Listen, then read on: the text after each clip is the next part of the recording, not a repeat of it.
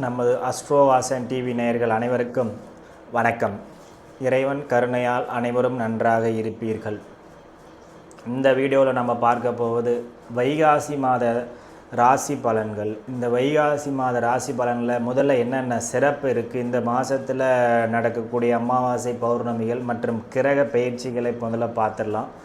இந்த வைகாசி மாதத்தில் 2 அமாவாசை வருகிறது. அதாவது வைகாசி மாதம் 2ஆம் தேதியும் மற்றும் வைகாசி மாதத்தின் இறுதி நாளான 31ஆம் தேதியும் அமாவாசை 2 தினங்கள் வருகிறது.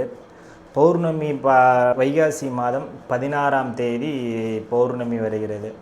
இந்த வைகாசி மாதம் பொதுவாக என்ன ஒரு விசேஷம்னா சிர மாதம், அதாவது நிலையான மாதம். வைகாசி மாதத்தில் சூரியன் ரிஷப ராசியில் சஞ்சரிக்க போகிறார். பொதுவாக இந்த ரிஷப ராசி, அதாவது நில ராசிகளில் சூரியன் சஞ்சரிக்கக்கூடிய இந்த 4 மாதங்கள் தான் விஷ்ணுபதி புண்ணிய காலம் ஆரம்பிக்கக்கூடிய நாள் வைகாசி மாதம் 1ஆம் தேதி. இந்த வைகாசி மாதம் 1ஆம் தேதியில் சூரிய பகவான் மேச ராசியிலிருந்து நில ராசியான ரிஷபத்துக்கு பயிற்சியாகி விஷ்ணுபதி புண்ணிய காலத்தை ஆரம்பித்து வைப்பார்.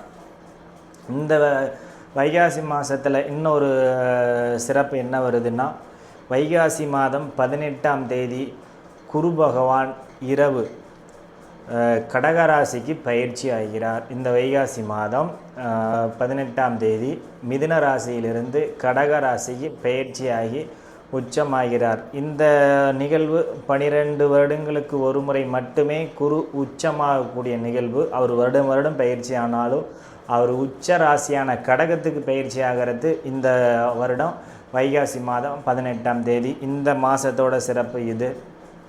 இன்னொரு இது என்னென்னா, இவ்வளோ நாள் நம்மளை அக்னி நட்சத்திரம் நடந்துகிட்டு இருந்தது. அக்னி நட்சத்திரம் வைகாசி மாதம் 14ஆம் தேதியோடு முடியுது. இந்த வைகாசி மாதத்தில் நடக்கக்கூடிய நிகழ்வு. அது மட்டும்தானா அப்படின்னா அப்படி இல்லை.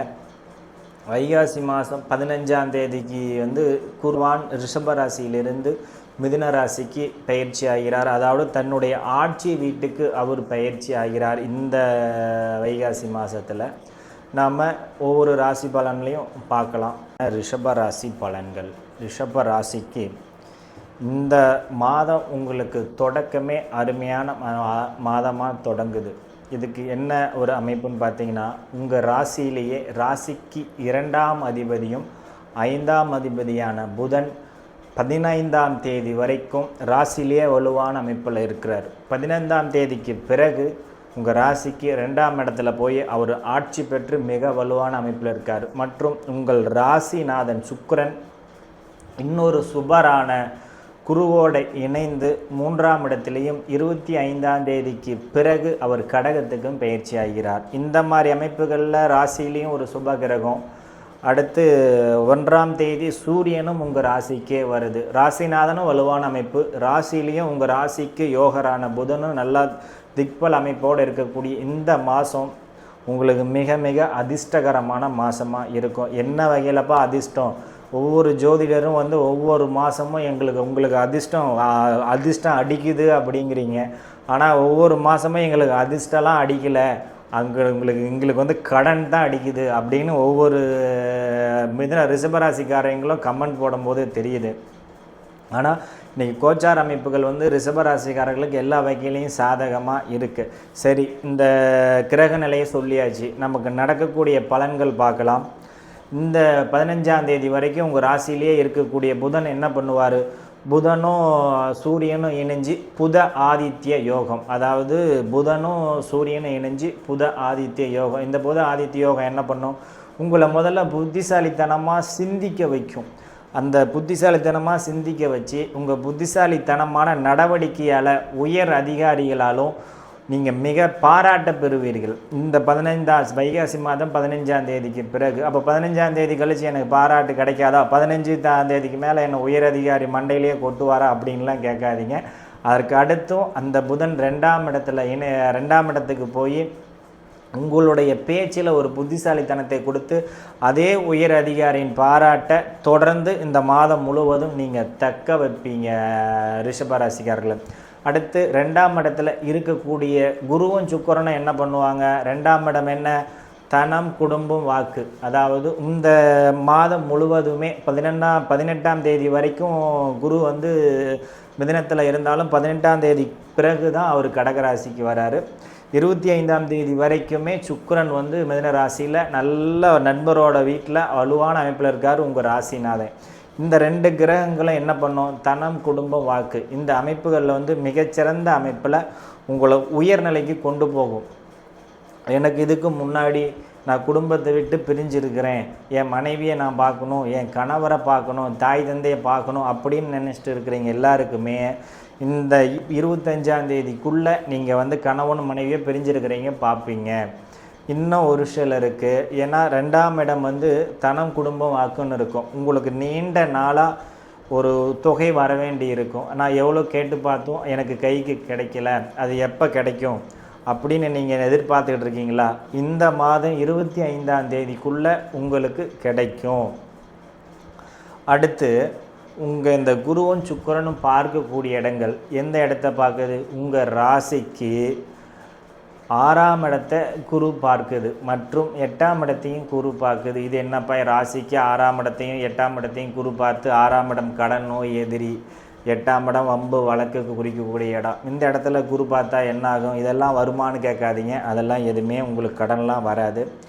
நீண்ட நாளாக நீங்கள் ஒரு ஒரு ஒரு வீடு வாங்கணும், வண்டி வாங்கணும் அப்படின்னு ஒரு நீண்ட நாளாக ஒரு நினச்சிட்டு இருப்பீங்க பார்த்தீங்களா, அதுக்குண்டான பொருளாதாரங்கள் இந்த மாதம் உங்கள் கைக்கு வந்து சேரும் ரிஷபராசிக்காரர்களுக்கு.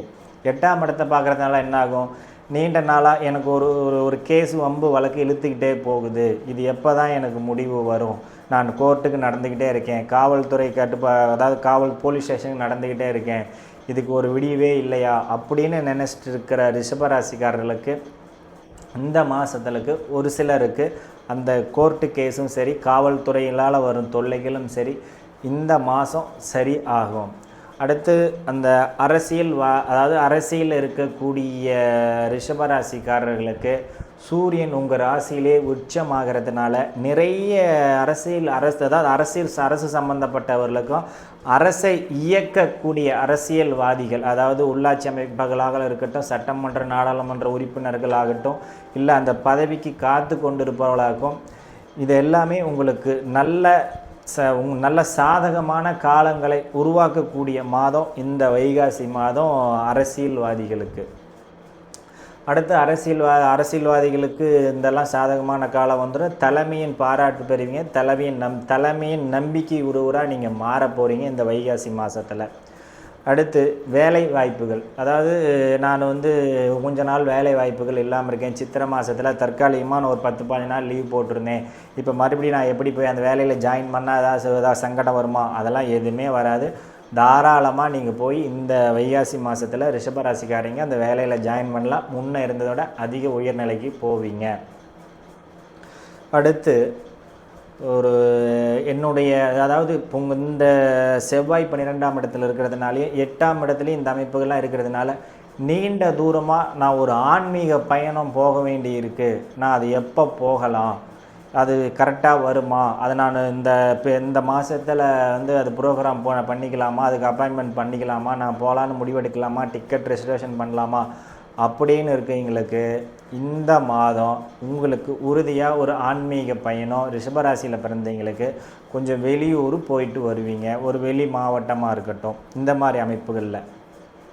அடுத்து இந்த ரிஷபராசிக்காரர்களுக்கு இந்த வைகாசி மாதம் சந்திராஷ்டமம் 17, 18, 19 இந்த தேதிகளில் வைகாசி மாதத்தில் இவர்களுக்கு சந்திராஷ்டம நாட்களாக வருது. கொஞ்சம் கவனமாக இந்த தேதிகளில் அவங்க இருக்கணும். சில முக்கியமான முடிவுகள்லாம் எடுக்காமல் கொஞ்சம் தள்ளி வைக்கிறது கொஞ்சம் பரவாயில்ல. அதுக்காக சந்திராஷ்டம நாள்லாம் நான் சாப்பிடாமல் தூங்காமல் வேலைக்கு போகாமலாம் இருக்கும்லாம் கேட்காதீங்க, அதெல்லாம் அது பாட்டுக்கு நடக்கும்.